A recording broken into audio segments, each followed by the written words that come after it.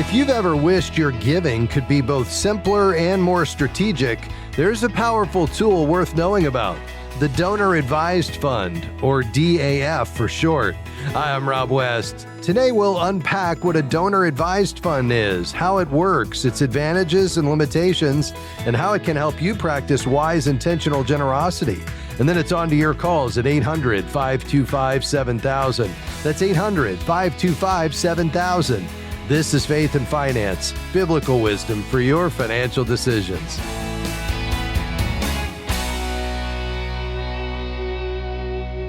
Before we talk strategy, let's start with Scripture. Paul writes in 2 Corinthians 9:7, "Each one must give as he has decided in his heart, not reluctantly or under compulsion, for God loves a cheerful giver." Generosity begins in the heart, not in the tax code. But wise stewardship means we can use tools that help us maximize our impact for the kingdom.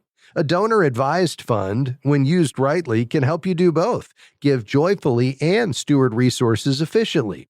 Think of a DAF as a charitable checking account designed to support the causes you care about. You contribute cash, stock, or other assets, receive an immediate tax deduction, and then recommend grants to ministries or charities on your timetable. In other words, it separates the act of giving from the act of distributing. You can make a large contribution in a high-income year or before selling an asset for tax advantages, and then prayerfully take time to decide where those dollars should go. Behind the scenes, the DAF is managed by a sponsoring organization. For example, we recommend the National Christian Foundation, one of the largest and most trusted Christian providers, founded by Larry Burkett and Ron Blue, among others. They handle the record keeping, they issue the grants, they provide the online tools to manage your giving. So here's a quick example. Suppose you're planning to sell a business or a piece of real estate where you would normally have a significant capital gain. Well, you could donate it to your donor advised fund before you sell and not have to pay that capital gain. More money goes into the kingdom. Now, because it's an irrevocable charitable contribution, you receive an immediate deduction for the full amount. The funds can then be invested for potential growth while you prayerfully decide which ministries to support, or you could grant it out immediately. When you're ready, you simply recommend a grant, say $10,000 to your church or mission organization. The DAF sponsor, in our case, National Christian Foundation, verifies the charity and then sends the gift in your name or anonymously. Donor-advised funds have become the fastest-growing vehicle for charitable giving in America, and for good reason. They combine the flexibility of a personal giving account with the efficiency of professional administration. Here's some of the key benefits. First, simplicity. One contribution can fund all your charitable giving with a single tax receipt and one place to track every grant. Tax efficiency. You receive the deduction when you contribute, not when you give. Donating appreciated assets can help avoid capital gains taxes, allowing more funds to be directed to ministry efforts. Flexibility. You can give now and decide later where the funds should go, allowing generosity even as you discern where God is leading. Legacy planning. You can name successors, such as children or grandchildren, to continue recommending grants and carry on your legacy of giving. Focus on mission. Since the administration is handled for you, you can spend your energy discerning where God wants you to give. Of course, no giving tool is perfect. There are a few limitations to understand. First, irrevocability. Once you contribute, it's a completed gift. You can't take the money back. Qualified recipients. Grants can only be made to IRS-approved charities, not to individuals or political causes. And timing of impact. Funds can remain in the account for years, which can delay charitable impact. That's why at FaithFi, we encourage you to use donor-advised funds for timely generosity, not indefinite storage. A donor-advised fund isn't meant for hoarding resources while ministries wait for support. It's a place to organize your generosity, not store up what God has already called you to give. We recommend the National Christian Foundation. NCF doesn't just process gifts. They provide biblical guidance for giving wisely and joyfully. Their donor-advised funds, called giving funds, help believers simplify giving, reduce their tax burden, and amplify their kingdom impact. If you'd like to learn more, you can go to faithfi.com/NCF. That's faithfi.com/NCF, and you can open your giving fund in just a couple of minutes. If you'd like to find an advisor to guide you in the process, go to findack.com. All right, a quick break and back with your questions after this. Stick around.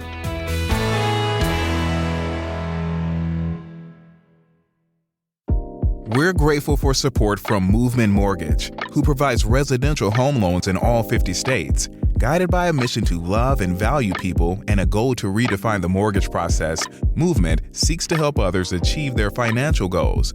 You can find out more at movement.com/faith. Movement Mortgage LLC supports equal housing opportunity, NMLS number 39179. For licensing information, please visit nmlsconsumeraccess.org. Are you looking to maximize your charitable impact this season? The National Christian Foundation has a smart solution. It's called a giving fund, and it helps you give more strategically, grow your balance tax-free, and amplify your charitable impact. If you want a donor-advised fund that aligns with your values, open a giving fund today and start making a bigger difference for the causes you love. Learn how at faithfi.com/NCF.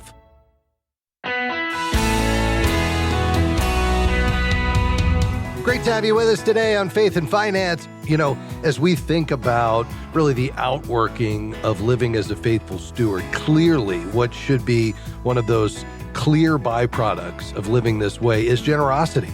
You know, we should see money flowing into God's kingdom. In fact, I had a great visit with Paul David Tripp just the other day, and, you know, he was talking about this idea that perhaps the primary reason God entrusts to us what he does is not first so we could provide, but first so we can give. An interesting thought, though, is that perhaps that primary outworking of our management of the King of Kings resources as a steward is so that we can be loving our neighbors and serving others and being partnered with God as co-laborers in his activity and participating in part through our giving, through our generosity. Something to think about today.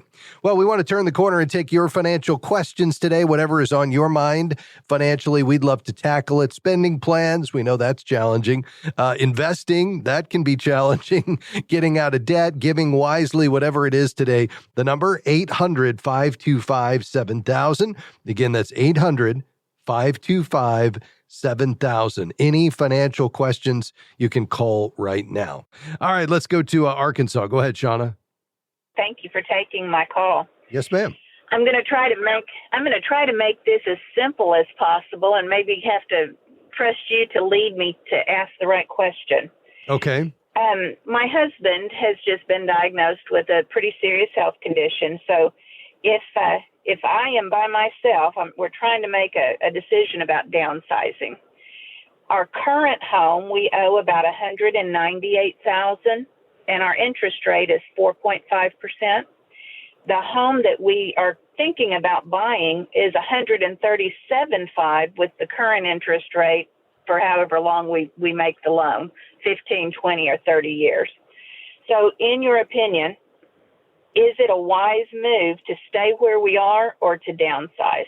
If all his income goes away and it's just me. Yeah. Should I go for the lower price on a home? Sure. And the lower payment, or do we stay where we are? Yeah.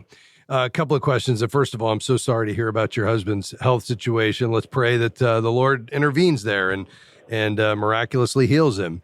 But if the Lord calls him home, I love the fact that you're thinking through what the future looks like. So you would buy the new home. You're saying you're estimating $175,000. Would you be able to buy that with cash? It would be $137,000. Oh, $137,000. Okay. And would you have enough coming out of the existing home? Not to pay cash for it. We would make, we'd probably make about $50,000 on the sale of the house, the current home. All right.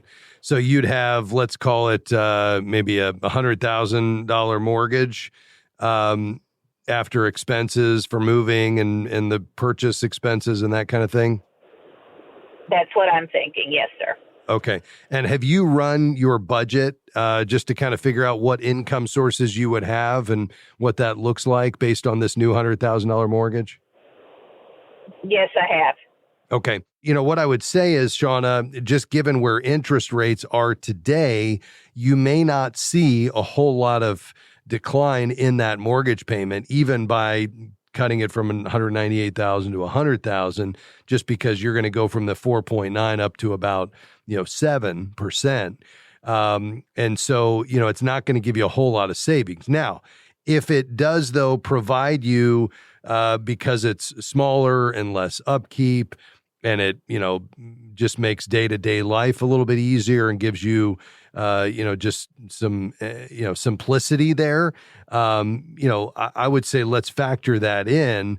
But all things being equal, especially given the fact that you have some nice retirement income that's going to shore up your financial situation for you specifically moving forward, I'd probably, sit on this for a little longer, see if we can get to a place where interest rates come down over the next year or two, and then look at making this change, unless you feel like something is really imminent with him, or secondly, you just need to simplify your overall situation. But I think just from a math standpoint, especially given that you're going to have some good income in retirement just based on the work you have done and are continuing to do, I'm just not sure that we're going to accomplish what you were hoping to accomplish, just given that jump in interest rates we're going to experience, and restarting the mortgage amortization where now, the vast majority of every payment is just going to interest and not principal.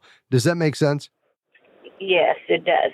Yes. Okay. But give me your thoughts on that. Kind of how are you processing that, and what would that mean for you?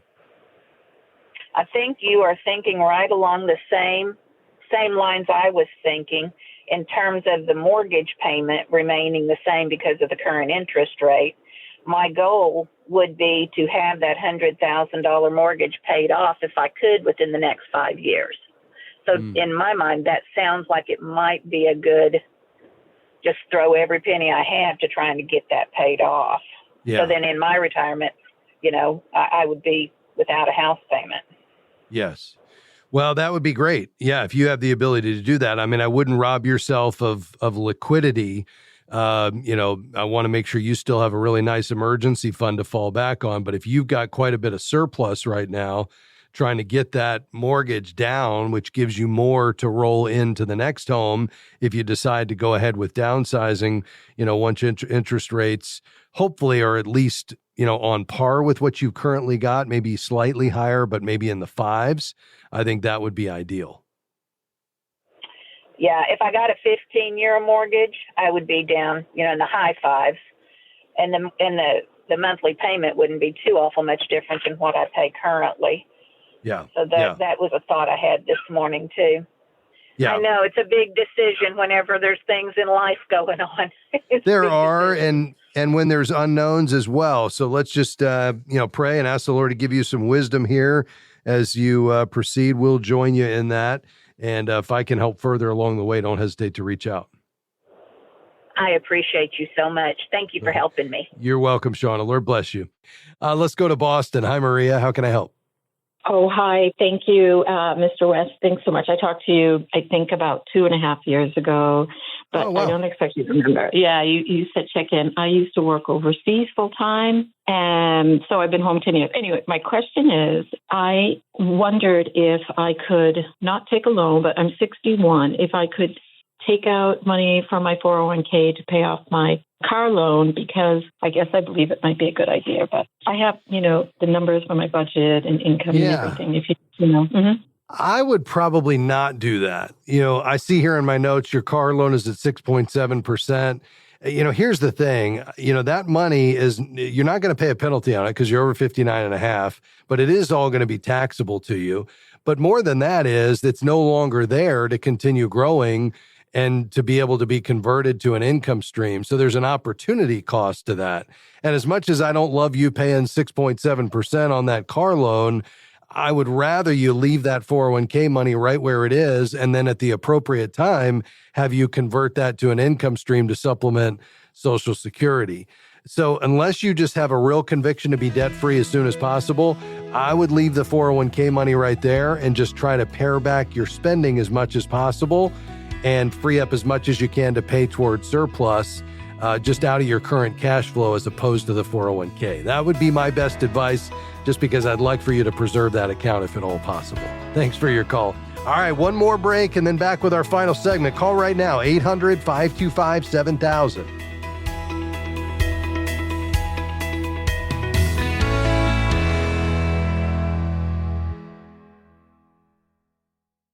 Managing money doesn't have to feel overwhelming or disconnected from your faith. The FaithFi app helps you budget with purpose, combining easy-to-use tools like digital envelopes with biblical wisdom and a Christ-centered community. Whether you're new to stewardship or looking to grow in generosity, the FaithFi app equips you to honor God with every financial decision. Join over 70,000 others and start today by downloading the app from your app store or by visiting faithfi.com and clicking app. That's faithfi.com and click app. We are grateful for support from Praxis Investment Management. Since 1994, Praxis has offered investment products designed to meet practical needs for everyday investors seeking to steward their assets consistent with their desire to promote positive social and environmental impact. Praxis aims to bring a faith-based approach to ETFs, mutual funds, multi-fund portfolio solutions, and money market accounts reflecting their 500-year-old Anabaptist Christian faith tradition. More information is available at praxisinvest.com.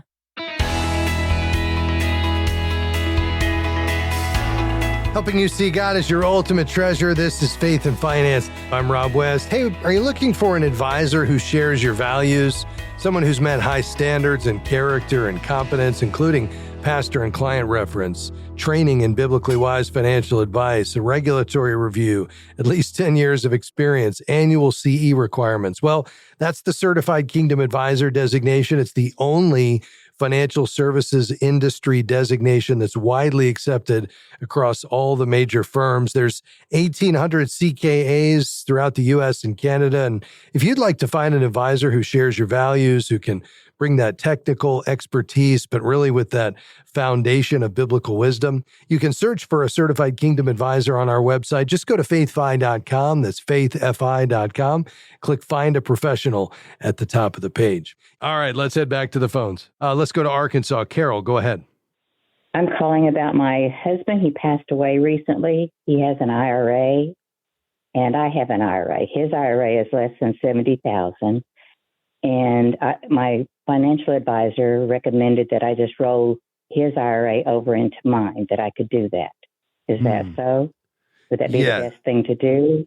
Yes, it often is. As a spouse, you're in the unique situation, which is where you can do this rollover, where you essentially roll his IRA into your own, and it becomes yours. So it's no longer an inherited IRA, and then the funds continue to grow tax deferred, and you control the investments and the future withdrawals, and then you would not have any required minimum distributions until you reach your own required minimum distribution age, which would be either 73 or 75. That's generally the best choice for most folks. Okay, I'm 71 right now, and we also have our home in an irrevocable living trust. Am I able to sell that since we have that in a trust, or does it have to stay in the trust? Say that again. What's inside the trust? Our home. Everything else is payable on death, but our home is in an irrevocable living trust. Okay. And you're looking to sell it now while you're still alive? Is that what you're asking? I was wondering if I would be able to. And you said it's revocable, correct? Irrevocable. Oh, it's irrevocable. Okay. Yes. So with an irrevocable living trust, generally that means that the terms cannot be changed once it's established, including who controls and who benefits from the assets. So what is it you're looking to do? You're looking to just sell that property and move into something else? If I did, because it's 15 acres and I'm not able to take care of it myself. So if I did, I would probably move to town would be what I would do to downsize.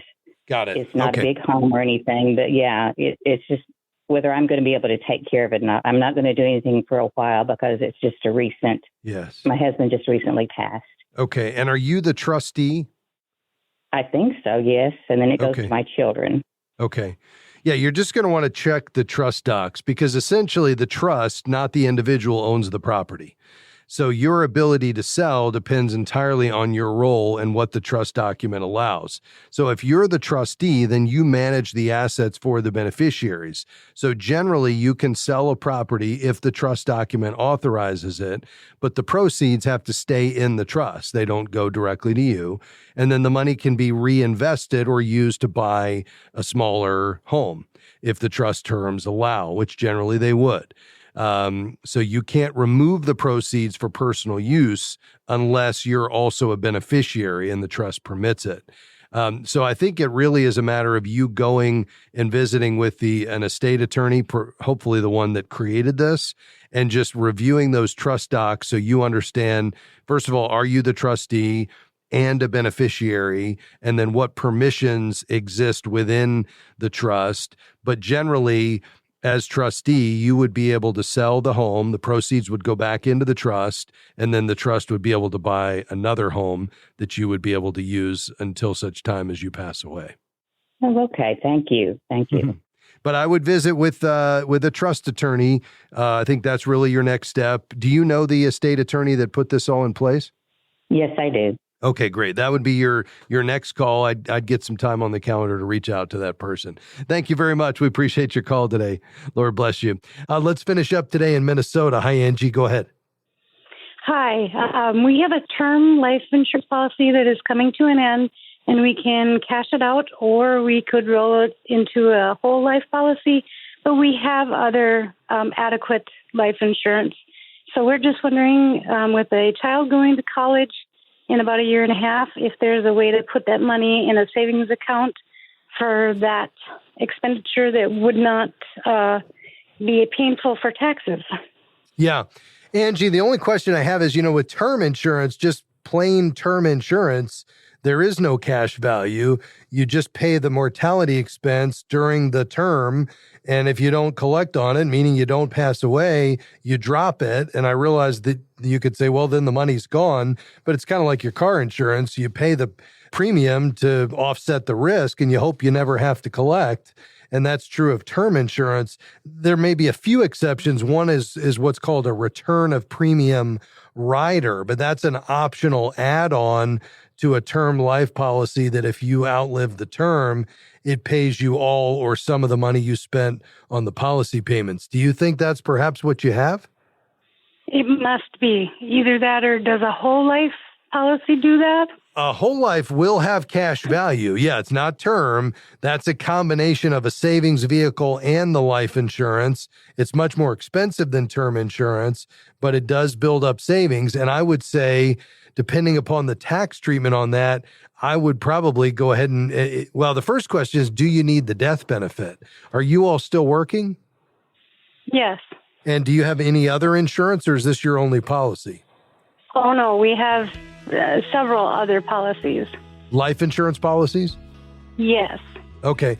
Yeah, well, the key is just to make sure you have the proper amount of coverage. So at a minimum, you want 10 to 12 times your income on the person's life that's generating the income. So if you're making $60,000 a year, you'd want to have somewhere between $600,000 and $720,000 on the person who's earning the $60,000.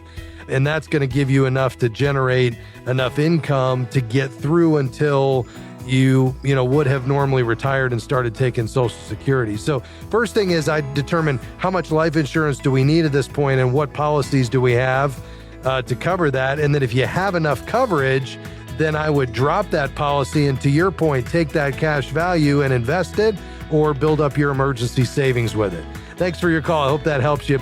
Folks, what a privilege it is to be able to help you navigate your financial lives in light of biblical wisdom. Our goal here is to be hopeful and encouraging, but always to give you wise counsel rooted in biblical truth here on Faith and Finance. Big thanks to my team today. Certainly couldn't do this without them. Devin Patrick, Pat Montague. Also thankful for Jim Henry and the great work he does, and everybody here at Faith Fi. Have a wonderful weekend, and we'll see you on Monday. Bye-bye. Faith and Finance is provided by Faith Fi and listeners like you.